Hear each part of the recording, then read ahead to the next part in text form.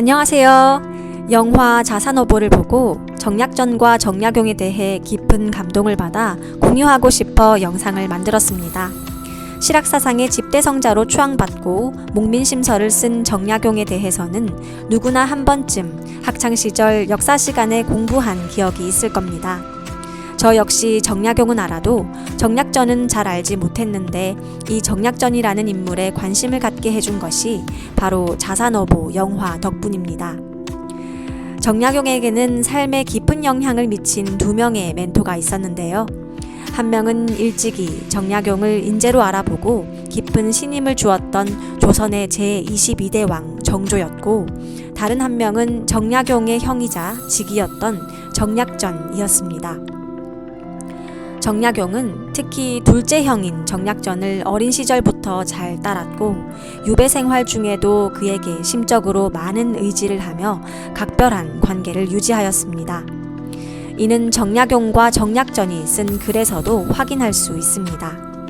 이 두 형제의 특별하고도 애틋했던 인연에 대해 지금부터 함께 알아보겠습니다. 정약전은 4살 아래의 동생인 정약용과 매우 가깝게 지냈는데 정약용의 문집에는 정약전에 관한 기록이 곳곳에 보입니다. 공은 어려서부터 범상치 않았고 자란 뒤에는 더욱 기걸하였다. 서울의 젊은 사류들과 교유하며 견문을 넓히고 뜻을 고상히 가졌다. 성옹 이익의 학문을 전수받아 주자를 쫓고 도학의 근원을 찾아 공자에게까지 거슬러 가서 읍양하며 학문을 강론하고 탁마하여 서로 더불어 덕을 쌓고 학업을 닦았다. 다음으로는 인간관계에 대한 내용의 글도 볼 수 있습니다. 정약용은 모범생 같은 이미지였다면 정약전은 보통의 선비들과는 다르게 어린 시절부터 신분의 제약을 벗어난 자유분방한 사람이었던 것 같습니다. 훗날 귀양을 가서도 주민들과 잘 어울리고 같이 술도 마시고 해녀를 따라 바다에 들어가 직접 해초를 따기도 했다고 합니다. 그런 정약전을 정약용이 때로는 마음에 들어하지 않았는데 그래서도 볼 수 있습니다. 형님은 한가롭게 지내며 하는 일 없이 날마다 친구들과 어울려 다니며 즐겁게 놀았다. 나는 그들의 단아하지 못함을 욕했기 때문에 배척받아 그 모임에 어울리지 못했다. 하지만 정약전은 이를 반박했는데 너는 조정의 암흑의 상서, 암흑의 신랑과 친하게 지낸다지만 나는 이렇게 술꾼 몇 사람과 구애됨 없이 큰소리치며 살아간다. 나중에 우리가 어려울 때 누가 배신할지는 두고 보면 알게 될 것이다. 훗날 신유박해가 일어나자 정약용은 뒤늦게 깨달은 바가 있어 겸손하게 또 글을 남깁니다. 신유박해가 일어나자 형님의 친구들은 우리 형제를 끝까지 살뜰하게 돌보았다. 그러나 지위 높은 벼슬아치들은 모두 연명상소를 올려 나를 공격했다. 아, 이것이 바로 내가 우리 형님을 따라가지 못하는 부분이었다. 오늘날에도 적용될 수 있는 인간관계에 관한 의미 있는 편지 내용입니다. 정약전과 정약용은 때로는 학문을 논하고 때로는 산수를 유람하며 많은 시간을 함께 보냈습니다. 1778년 정조 2년 겨울 아버지가 화순 현감으로 있을 때 두 형제는 함께 독림사에서 머무르며 독서를 하였고 그곳에서 40일 동안 정약전은 상서를 읽었고 정약용은 맹자를 읽었습니다. 이때 정약용은 맹자에 나오는 은미한 말과 뜻을 정약전에게 물으며 깨달음을 얻었습니다. 이렇게 공부하는 동안 정약용은 정약전에게 중이 중노릇을 하는 이유를 내가 지금 알았습니다. 부모, 형제, 처자의 즐거움이 없고 술 마시고 고기 먹고 음탕한 소리와 아름다운 여색의 즐거움이 없는데 저들은 어찌하여 고통스럽게 중노릇을 합니까? 진실로 그와 바꿀 수 있는 즐거움이 있기 때문입니다. 우리 형제가 학문을 한 지 이미 여러 해 되었는데 일찍이 독림사에서 맛본 것 같은 즐거움이 또 있었습니까? 라 하였고 정약전도 맞장구를 쳐주었다. 두 형제는 함께 공부하는 것을 가장 큰 즐거움으로 생각했음을 알 수 있습니다. 정약전은 진사가 되었지만 대과는 자신의 뜻이 아니라며 과거에 응시하지 않았습니다. 그런데 이미 벼슬길에 나선 정약용의 설득 탓인지 생각을 바꾸어 과거에 급제하지 않으면 임금을 섬길 길이 없다며 공부에 집중하여 증강별시에 응시하였고 병과로 급제하였습니다. 정조는 정약전의 준걸한 풍채가 정약용의 아름다운 자태보다 낫다 하며 총애하였고 영화 자산오보에서 정조가 정약전에게 하는 대사 중에 벼슬한 선비에게 가장 중요한 덕목은 버티는 것이다. 사방에서 칼이 들어오고 오물을 뒤집어 써도 버텨내는 것이다.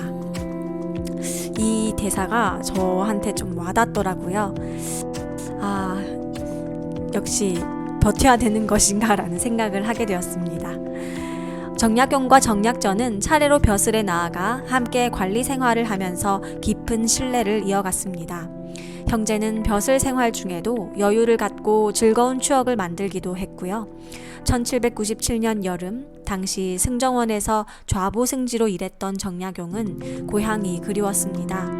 조정의 승인 없이 도성 밖으로 갈 수 없다는 걸 알면서도 정약용은 이를 어기고 근무지를 이탈하여 고향으로 달려갔고 정약용은 고향에서 정약전을 비롯한 형제들과 배를 타고 나가 물고기를 잡아 끓여 먹기도 하고 천지남에 가서 논일기도 했습니다. 벼슬살이의 고단함을 피해 고향에서 고기도 잡고 산나물을 뜯으면서 즐거운 한때를 보내는 형제의 모습이 선명하게 그려집니다. 정약전과 정약용은 함께 공부하고 함께 벼슬에 올랐으며 함께 논의는 등 서로에게 학문적으로나 정신적으로 가장 가까운 벗으로 지냈습니다. 신유박해로 많은 천주교도가 처형되거나 귀향을 갖고 정약전과 정약용도 유배를 가게 됐습니다. 정약전과 정약용은 말머리를 나란히 하여 귀향길을 떠났으나 나주의 성북 율정점에 이르러 손을 잡고 서로 헤어져 각기 배소로 갔습니다. 이것이 그들의 영원한 이별이었음을 그들은 알았을까요? 이때 남긴 정약용의 시를 보겠습니다. 초가주막 새벽등 푸르스레 꺼지려 해서 일어나 샛별 보니 이별할 일 참담하구나. 두 눈만 뜬 채 두 입 다 할 말 잃어 애써 목청 다듬건만 나오는 건 오열뿐. 흑산도 머나먼 곳 바다와 하늘뿐인데 형님께서 어찌 그곳으로 가시겠소. 제일 미운 것은 율정점의 문 앞길이 두 갈래로 난 것이네. 원래 한 뿌리에서 태어났는데 낙화처럼 뿔뿔이 흩날리다니 천지를 넓게 볼 양이면 모두가 한 집안이건만 좀쓰레 내 꼴 내 몸만 살피자니 슬픈 생각 언제나 끝이 없지.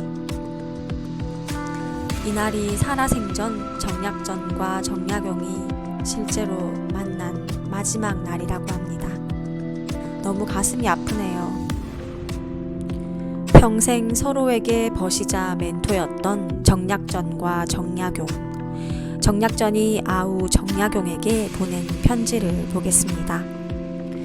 얘가 고치고 또 고쳐 처음 쓴 원고를 여러 번 바꾸는 것은 훗날 이 책으로 배울 이들에게 모범이 될 뿐만 아니라 잘못된 것을 고치는 중요한 실마리가 되니 참으로 잘하는 일이다. 아깝구나. 누가 있어서 이것을 알아줄까? 알아주는 사람이 없어서 마음이 즐겁지 않다는 너의 탄식이 내 마음을 아프게 하는구나. 정약용도 유배지 강진에서 자신이 지은 책을 정약전에게 보내 충고를 구했습니다. 정약전은 동생이 보내준 책을 읽고 같은 기질로 같은 학문을 닦았기에 생각하는 안목도 비슷한 것 같다고 했습니다.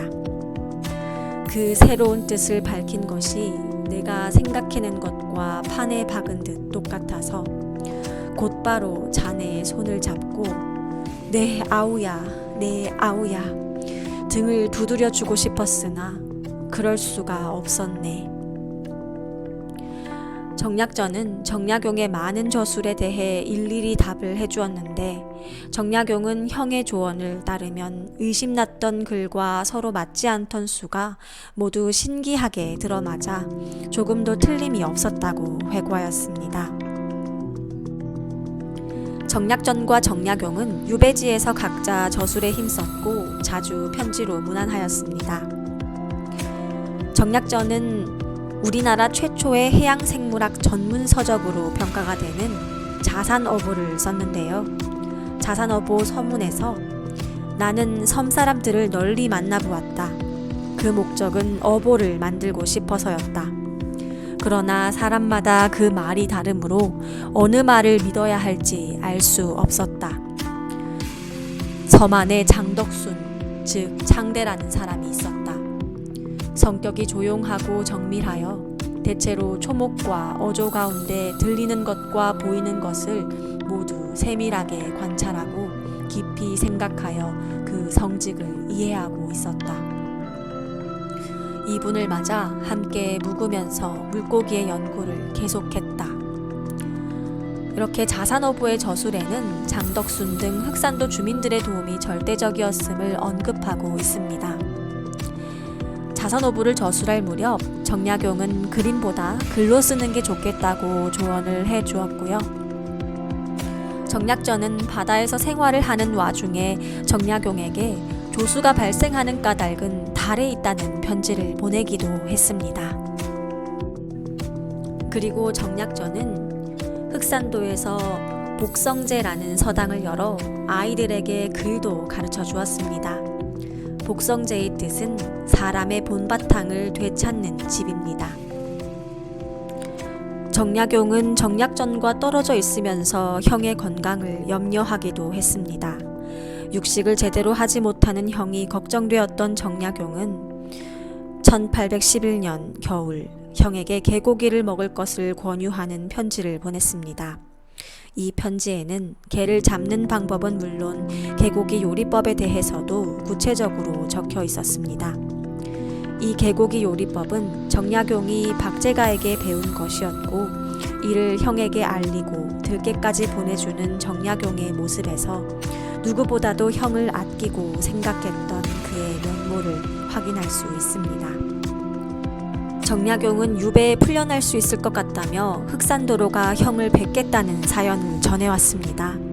이에 정약전은 나의 아우로 하여금 나를 보기 위하여 험한 바다를 건너게 할 수 없으니 내가 우이보에 가서 기다릴 것이다 하고 물에서 가까운 우이도로 가려 했습니다.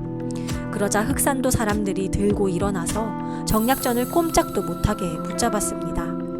이에 정약전은 은밀히 우이도 사람에게 배를 가지고 오게 하여 안개 낀 밤을 타 그곳으로 떠났습니다.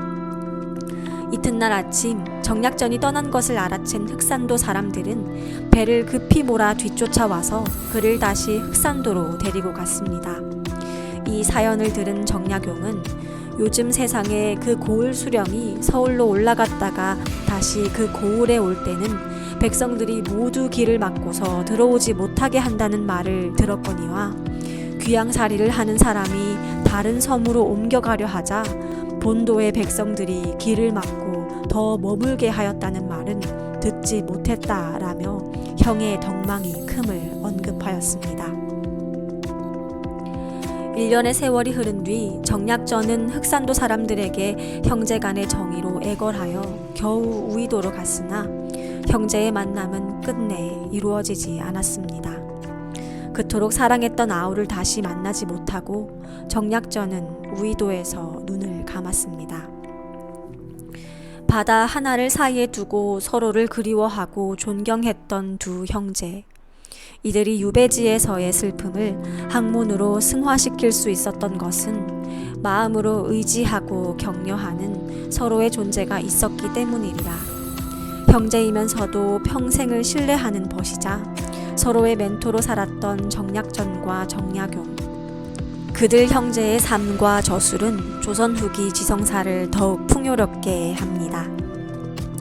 마지막으로 정약용과 영원한 이별을 한 정약용의 슬픈 마음이 느껴지는 글을 읽어보도록 하겠습니다. 외로운 천지 사이에 우리 소남 선생만이 나의 직이었는데 이제는 잃어버렸으니 앞으로는 비록 터득하는 바가 있더라도 어느 곳에 입을 열어 함께 말할 사람이 있겠느냐. 나를 알아주는 이가 없다면 차라리 진작에 죽는 것만 못하다. 아내도 나를 알아주지 못하고 자식도 나를 알아주지 못하고 형제 종족들이 모두 나를 알아주지 못하는 처지에 나를 알아주던 우리 형님이 돌아가셨으니 슬프지 않으랴. 얼마나 형님이 돌아가셨을 때 가슴이 아팠는지 느껴지는 시입니다. 세상에 나를 알아주는 사람이 한 명이라도 있다는 것만으로도 얼마나 큰 행복인지 알게 되었고 내 곁에서 나를 알아주고 아껴주는 사람들을 더욱 소중히 여겨야겠다는 생각이 듭니다. 이상으로 오늘 영상 마치겠습니다. 감사합니다.